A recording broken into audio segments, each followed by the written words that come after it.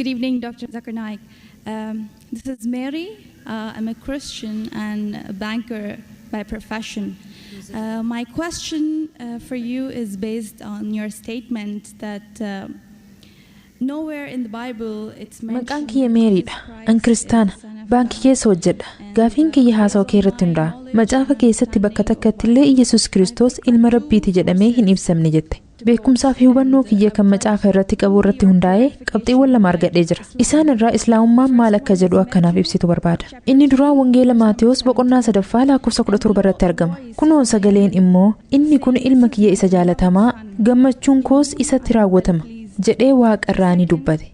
Inni lammataa immoo Wangeela Yohaannis boqonnaa 3 lakkoofsa 16 irratti argama.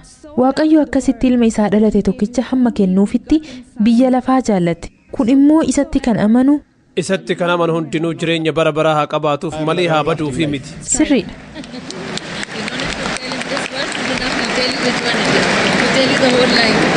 Sister, just to correct your statement, you made a question saying that Obboli waan ati jette sirreessuudhaaf gaafii wayita gaafattu ati macaafa keessatti Iyyasuus Kiristoos ilma Rabbiiti jedhamee hin barreeffamne jettee dubbatte. Amma macaafa keessatti Iyyasuus Kiristoos ilma Rabbiiti jedhamee hin barreeffamne hin jenne. Wanti an jedhe macaafa guutuu keessatti himni shakkisiisaa hin taane tokko macaafa guutuu keessatti himni mamsiisaa hin taane tokko bakki Iyyasuus Kiristoos nageenya isarra haa jiraatu arraba isaatiin arrabbii keessan yookiin ana gabbaraa jedhe hin jiru jedhe.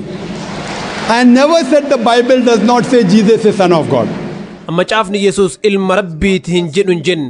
Wanti an jedhe himni shakkisiisaa hin taane tokko himni falmisiisaa hin taane tokko macaafa guutuu keessatti bakki Iyyasuus Kiristoos nageenya isarra haa jiraatu arraba isaatiin arrabbii keessan yookiin ana gabbaraa jedhe hin jiru. Yoo himoota lamaan kanniin natti garsiisuu dandeet an kiristaanummaa fudhachuudhaaf qophiidha. Garuu gaafiin kee ilma Waaqayyoo jedhamee ibsamuun isaa Waaqa isa taasisa kan jedhu yoo ta'e gaafii keetii deebisaa kennuudhaaf qophiidha. Kiristaanonni hedduun jecha ilma Waaqayyoo jedhu irratti hundaa'anii Iyyasuus inni nuumatama isaatiin Waaqa jedhu. Obboli macaafa keessatti Aadam ilma Rabbii jedhameera, Efreem ilma Rabbii jedhameera, Israa'el ilma Rabbii jedhameera. Akka macaafaatti Rabbi ilmaan hedduu qaba. Kana jechuun obboli macaafa kee hin dubbisne jechuudha. Kana jechuun kee hundi isaaniitu Waaqa ta'uu qabu jechuudha. Aadam gooftaadha, Efreem gooftaadha, Israa'el gooftaadha. Lakki jechi ilma Waaqayyoo jedhamee macaafa keessatti ibsame. Yoo kitaaba Roomaa boqonnaa 8 lakkoofsa 14 dubbistu warri hafuura Waaqayyootiin geggeeffaman hundinuu ilmaan Waaqayyooti jedha. Kana jechuun ati yoo ajaja Rabbii hordofte anis yoo ajaja isaa hordofte ani ilma Waaqayyooti. Haala kanaan shakkii takkaan malee Iyyasuus Kiristoos ilma Waaqayyooti. Jechuunis inni ajaja Waaqayyoo hordofaa jira jechuudha. Kanarratti an rakkoo takka illee hin qabu. Ilma Waaqayyoo jechuun akka kitaaba Roomaa irratti ibsametti nama ajaja Rabbii hordofe jechuu yoo taate warri hafuura Waaqayyootiin qajeelfaman hundinuu ilmaan Waaqayyooti. Yoo an ajaja Waaqayyoo hordofe yoo ati ajaja Waaqayyoo hordofte ilmaan Waaqayyoo jedhamna. Hima qulqulluudha. Rakkoon takka illee hin jiru. Kanaafuu dubbii kee Wangeela Maatewos boqonnaa 3 lakkoofsa 17 irra jiruun walqabatee ifa siif godhee jira. Gara hima kan kee kan lammataa kan Wangeela Yohaannis boqonnaa 3 lakkoofsa 16 irraa dubbatteetti haa dhufnu. Ergamtoonni kiristaanaa mishinariin lakki Dr. Zakir Iyyasuus ilma akka keenyaa kana miti inni ilma Waaqayyoof dhalate jedhan. Kana booda dubbii Wangeela Yohaannis boqonnaa 3 lakkoofsa 16 irra jiru Waaqayyo biyya lafaa kana waan akkaan jaalatuuf ilma isaaf qofa dhalate arjoome. Namni isatti amane hin du'u jireenya bara baraa jiraata kan jedhu akka ragaatti dhiyeeffatu. Obboli gaafii salphaa si gaafadha. Hiikkaan jecha isaaf dhalate jedhu maali? Inni ni kenne. Lakki isaaf dhalate yookiin bigootin jechuun maal jechuudha? Inni ilma isaa ummataaf kenne. Lakki obboli isaaf dhalate jechuun ilma isaa ummataaf kenne jechuu miti. Atilleen Ingiliffa ni beekta. Anis Ingiliffa ni beeka. Maashaallah Ingiliffi kan kee baay'ee gaariidha. Bigootin jechuun ilma isaa kenne jechuu miti. Yoo ati ilma argatte yookiin bigootin jedhe. Addaan si kutuu kiyyaaf dhiifama. Ani hayyuu miti. Hiika fakkaataa yookiin metaphorical meaning hin kennin. Lakki ani hayyuu miti. Hayyuu miti garuu Ingiliffi kee baay'ee gaariidha. Hedduu si galatoomfadha. Yoo ati ilma argatte jedhe maal jechuudha? San jechuun abbaa warraa kee wal qunnamtii hormaataa gootee ilma argatte yookiin bigooti jechuudha. Ilma argachuun wal qunnamtii saalaa hordofee waan dhufuudha. Sifa kana akkamitti Rabbi olaaneef kennitu? Waaqayyo eenyu wal qunnamtii saalaa raawwate? Eenyu? That's the reason. Sababa kanaaf hayyoonni kiristaanaa macaafa irra deebiin haaromfame yoo dubbistu inni revised standard version jedhamu kan hayyoota kiristaanaa 32 haaromfame bataskaanota gurguddoo 50 deeggarsi godhameef jechi bigootin yookiin ilma argate jedhu kan wangeela Yohaannis boqonnaa 3 lakkoofsa 16 irratti argamu waan macaafa keessatti makame waan haarawa itti dabalame jedhanii macaafa keessaa baasanii gatan. Kanaafuu wayita macaafa revised standard version dubbistu inni kun macaafa sadarkaa guddaan addunyaa irratti gurguramedha. Revised standard version muslimtootaanii miti kan haaromfame warra hinduutiinii miti kan haaromfame hayyoota kiristaanaa gurguddoo 32tu bataskaanota gurguddaa 50 deeggaramanii jechi bigootin yookiin ilma argate jedhu kun barreeffama oriijinaalaa wangeela Yohaannis boqonnaa 3 lakkoofsa 16 irra jiru irratti hin argamu. Wanti isaan jedhan wanti kun waan itti dabalame waan haarawa itti makame waan balleessuuf itti godhame jedhan. Kanaafuu Yesuus akkuma Aadam ilma Waaqayyoo ta'etti Efreemis ilma Waaqayyoo ta'etti Israa'el ilma Waaqayyoo akka ta'etti innis ilma Waaqayyooti inni ergamaa Rabbiiti. Kanaafuu anu Yesuus Kiristoos nabiyyii fi ergamaa Rabbii ta'uu isaa fudhachuu hin didu garuu inni Rabbii miti deebisaa siif kenne jedhee yaada obbolii. Eeyyen. Kanaafuu amma obbolii. Hedduu si galatoomfadha. Obbolii amma gahee walirraa fuunu.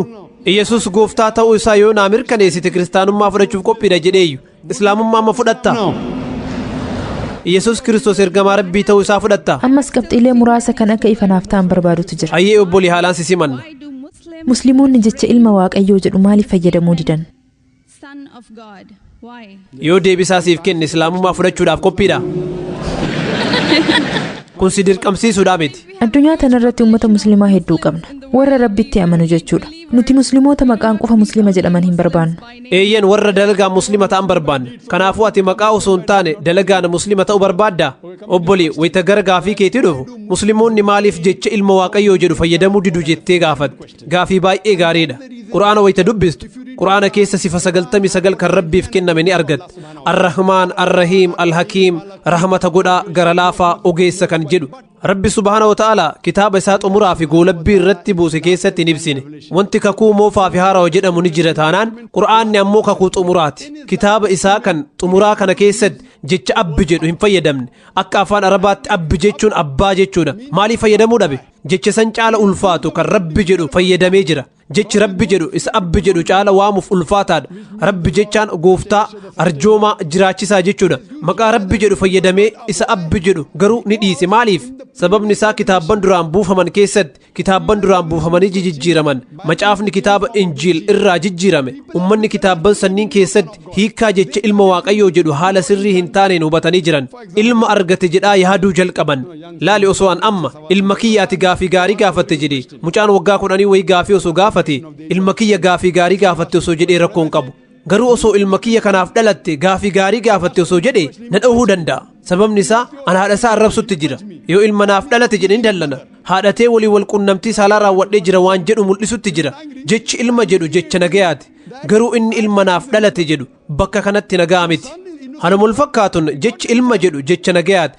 Garuu namoonni haala hin taaneen hubachuu jalqaban. Sababaa kanaaf Qur'aanni jecha abbaa jedhu akka sifa Rabbiitti fayyadamuu dhiise. Saniin ala jechichi jecha gaariidha. Hanumul fakkaatun hima ilma Waaqaa jedhus fudhachuu dhiifne. Sababni isaa namni ilmi sunis Waaqa waan jedhu yaaduu danda'a. Namni kiristaanaa natti dhufee Aadam ilma Waaqayyooti, Efreem ilma Waaqayyooti naan jedhe hin jiru. Maaliif? Macaafni Israa'el ilma Waaqayyooti jedhee jira. Eegasuu maaliif dhufanii kana natti himuu dhaban? Sababni isaa sammuu isaanii keessa waan biraattu guutamee jira. Namni kiristaanaa natti dhufee Efreem ilma Rabbiiti kanaan jedhe hin jiru. Maaliif? Sababni isaa Yesuus Kiristoos ilma Rabbiiti kan jedhu akka amananii fudhatan guutamanii jiran. Yesuus Kiristoos Waaqa keessan jedhee takkaa hin dubbanne. Deebisaa duraan siif kenne keessatti sitti himee jira. Yesuus takkaa aangoo gooftummaan fudhanne. Kana jechuun ati Yesuus Kiristoos arrabsutti jirta. Sababa kanaaf kiristaana jechuun nama barsiisa Yesuus Kiristoos nageenyi isarra haa jiraatu hordofu jechuu yoo taate nuti muslimtoonni warra kiristaana ofiin jedhan caala kiristaana ofiin jenna. Maaf akka ta'e beektaa? Yoo macaafa dubbiste wangeela Yohaannis keessatti ibsamee jira. Yesuus Kiristoos guyyaa 8ffaa irratti kittaaname. Nuti muslimtoonni ni kittaananna. Warri kiristaanaa garuu hin kittaanatan. Yesuus Kiristoos seerota macaafa keessa jiran hunda seeraan hordofuu qabdan jedhee dubbatee jira. Ajajoota jiran hunda jechuudha. Wangeela Maatiyos boqonnaa 5 lakkoofsa 17 hanga 20 seera tokko yookiin qubee takka seera irraa yoo diigde mootummaa Waaqaa argachuu hin dandeettu jedhe. Kitaaba seera Leewwotaa yookiin Levitikas boqonnaa 11 lakkoofsa 7 hanga 8 kitaaba seera keessa deebii yookiin Ditiroonoomii boqonnaa 14 lakkoofsa 8 irratti macaafa Isaayyaas raajichaa boqonnaa 65 lakkoofsa 2 hanga 5 irratti foon booyyee nyaachuu hin qabdan jedhamee barreeffamee jira. Nuti muslimtoonni foon booyyee nyaannu garuu warri kiristaanaa ni nyaatu. Kanaafuu kiristaana jechuun barsiisa Yesuus Kiristoos nama hordofu jechuu yoo taate nuti muslimtoonni warra kiristaana ofiin jedhan caala kiristaana. Waynii nama macheessu dhuguun qabdan jedhamee jira. Macaafa fakkeenyaa yookiin Proverbi boqonnaa 20 lakkoofsa 1 irratti daadhiin waynii gaa'iftuu nama godha kanaafuu dhuguun qabdu jedha. Muslimtoonni alkooliin dhugan garuu warri kiristaanaa ni dhugu. Dabalataan yoo xiinxallitu ibsa hedduu siif kennuu ni danda'a. Kanaafuu kiristaana jechuun nama barsiisa Yesuus Kiristoos nageenyi isarra haa jiraatu hordofu jechaa yoo ta'e an warra kiristaana ofiin jedhu caala kiristaana jedhee of waama. Yoo muslima taate warra kiristaana jedhamanii maqamaan qofa jiran caala kiristaana jabaa ta'uu dandeenya. Practicing Christian than the so-called namesake Christians. Ayyee obbolii. Gaafii biraa gaafachuu danda'a? Eeyyan gaafachuu dandeetta. Gaafii qaxxaamuraa si gaafatu yookiin waan ati jettee qeequu hin barbaadu. Obbolii yoo barbaadde gaafii qaxxaamuraa gaafachuu yoo barbaadde ammoo na qeequu ni dandeetta. Awwaan kan akkaan jaaladha. Yoo namni tokko waan san kallattii hedduun qorachuu baate laal awwaan takka siif mirkaneessuu barbaada. Wanti kun waan gaariidha yoo jedhe wanti sun gaarii ta'uu fi ta'uu dhabuu isaa adda baafachuu qaba. Kanaafuu yabooti obbolii kallattii hundaan na qormaati na qeeqi waan feetes naan jedhi yoo waan an siin jedheen quufte booda gara islaamummaa siin ayyee obboliitti fuudhu. Waan kana nin godha jedhee hin yaanneeyyu. Waan hedduu gaafachuun waan hedduu beekuudhaaf amantiin ani hordofaa jiru sirrii akka ta'e ni beeka. Kanuma wanti jechuu barbaadu. Hedduu si galatoomfadha. Baay'ee si galatoomfadha. Yoo gaafii gaafachuu barbaadde rakkoon hin jiru si simanna. Yaanni kee gaariidha. Yaanni kee gaarii miti yoo jettellee rakkoon hin jiru. Obbolii yaanni kee baay'ee gaariidha. Gaafii barbaadde gaafachuu ni dandeetta. Islaamummaa fudhachuun sirratti dirqamaa miti. Namni si dirqamsuus hin jiru. Qur'aanni laa ikraaha fiddiin jedha. Amantii keessatti nama dirqamsiisuun hin jiru. Dhugaan sobarra iftee mul'atti. Gaafii yoo siif deebise waan an jedhe hunda fudhachuu qabda jechuutti hin fudhatin. Guyyama qiyaamaa san deebisaa siif kennuu kiyya ragaa bahe. Ayyee obbolii yoo gaafii qabaatte. Baay'ee si galatoomfadha.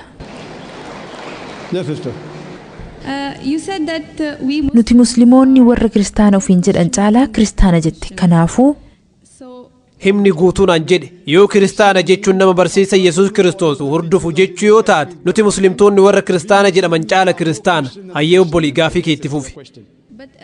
Kun dubbii namni hundi jedhuu miti. Beekumsi kiyya kan islaamummaa irratti qabu jabaa miti. Akkasumas kan kiristaanummaa illee jechuudha. Kanaafuu doktora Divinitii gaafadhu. Wanti an jedhe kun sirrii fi sirrii ta'uu dhabuu isaa ayyee obbolii itti fufi. Hedduu si galatoomfadha. Gaafiin kee maali? Gaafiin kiyya isa sani. Maaliif nuti musliimoonni warra kiristaana ofiin jedhan caalaa kiristaana jette? Wanti kun yaada kiyyaa ol ta'e. Namni musliimaa maaliif kiristaana ofiin jedha? Ahaa sirriidha. Maaliif? Sababni isaa waan Yesuus Kiristoosin jaalannuufi nuti hanga isin isa jaalattan caala isa jaalanna ni jaalanna ni kabajnaan waan inni jedhe jala deemna garuu isin gabbarru. Wanti dubbii san dubbadheef ani Yesuus Kiristoos waan jaaladhuuf waan isa kabajuuf waan inni barsiise jala deema garuu isin gabbaru. Inni yeroo takkallee akka isa gabbaru natti hin himne. Sababaa saniif yoo kiristaana jechuun nama waan Yesuus Kiristoos nageenyi isarra haa jiraatu barsiisu hordofe jechuu yoo taate ani warra kiristaana ofiin jedhan caala kiristaana jedhe. Sababni isaa Yesuus Kiristoosin nageenyi isarra haa jiraatu ni jaalan ni kabajaan ni hordofaan garuu isin gabbaru. Obbolii.